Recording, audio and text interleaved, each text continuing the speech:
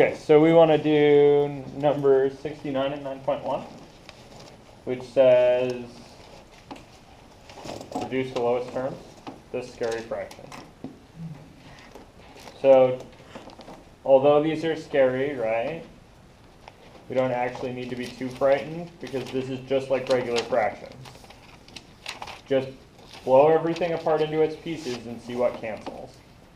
So, what's the easy thing to spot that you can factor? Bottom. Yeah, the bottom, right? What can you factor on the bottom? 5. Okay, you can pull a 5 out. What are you left with? B plus 1. B plus 1. And what do you got on the top?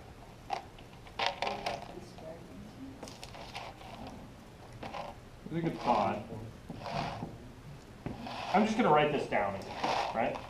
And that's really just so I don't do too many steps all at once and lose track of myself.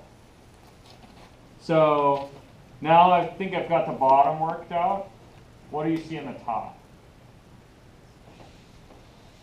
What's the top almost look like?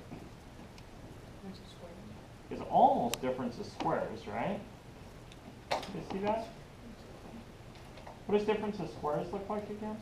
B squared minus 1. Yeah, it would look like b squared minus 1, right? So I would want to think about this as being something squared. Can I think about b to the fourth as being something squared? You take b squared out, and then I just want to know, can you think about b to the fourth this way? As something squared. so b squared all squared? Oh yeah. I don't know. Does that work? Do exponents work that way? Yeah. Great news. It doesn't matter whether they add or multiply in this case because 2 times 2 and 2 plus 2 are both 4.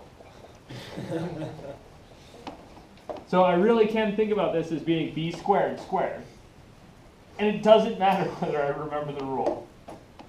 It's supposed to be multiplication, but it doesn't matter here. Okay? So this is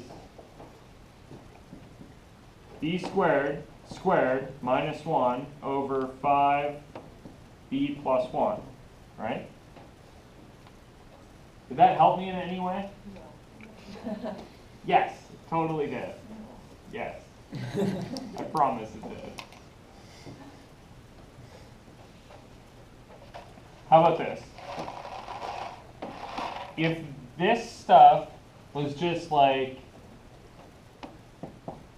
if that was x squared minus 1, what would you factor it into? Yeah, you'd factor it into x plus 1 times x minus 1, right? Okay, so what's playing the part of x right here? The squared is playing the part of x. You guys see that? So I could factor this guy by thinking this with b squared is x. And what do I get? You get b plus 1, b minus 1? Close. B squared. B squared plus 1 times b squared minus 1 all over 5 times b plus 1. Now what do your little fingers itch to do here? They want to cancel it, you can't. Yeah, you totally want to cancel the The b plus 1. b plus 1 with the b squared plus 1, right? Because they look like they're almost the same. But almost doesn't cut it here. They need to be exactly the same. So don't do that. What do you do instead?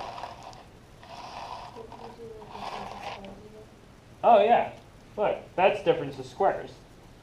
So let me do difference of squares again. So this is then, see the b squared plus 1, I didn't do anything to. The 5b plus 1 I'm going to leave alone.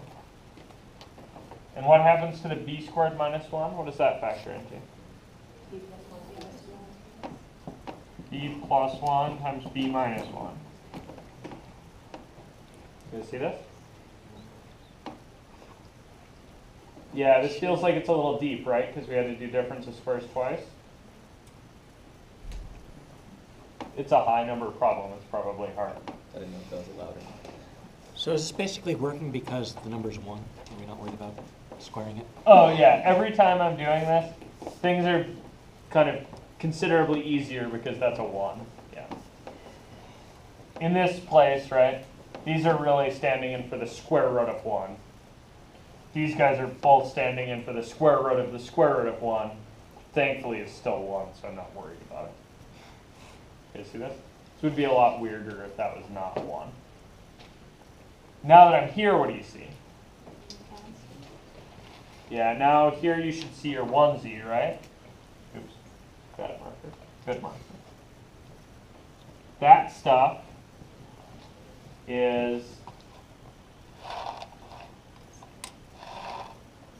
1 and 1. yeah, that's 1 over 1. That's multiplication by 1. You don't need to write that. So what are you left with? B squared plus 1 times B minus over 5. Awesome. We can leave it like that. We don't need to FOIL it again. Yeah, leave it like this. Don't foil them back out. Foiling them back out makes me sad because then I have to foil them back out to check and make sure you did it right. Okay. At this point, I'm going to pretend that you know how to foil unless you prove to me otherwise. Well, please don't prove to me that you don't know how to foil, or that you don't know when to foil, which is maybe sadder. Cool. Bam. Done. Again, we would worry about our domains if they hadn't mumbled that thing about variables being restricted to prevent the division of the, wow, variables being restricted to prevent division by 0. Cool.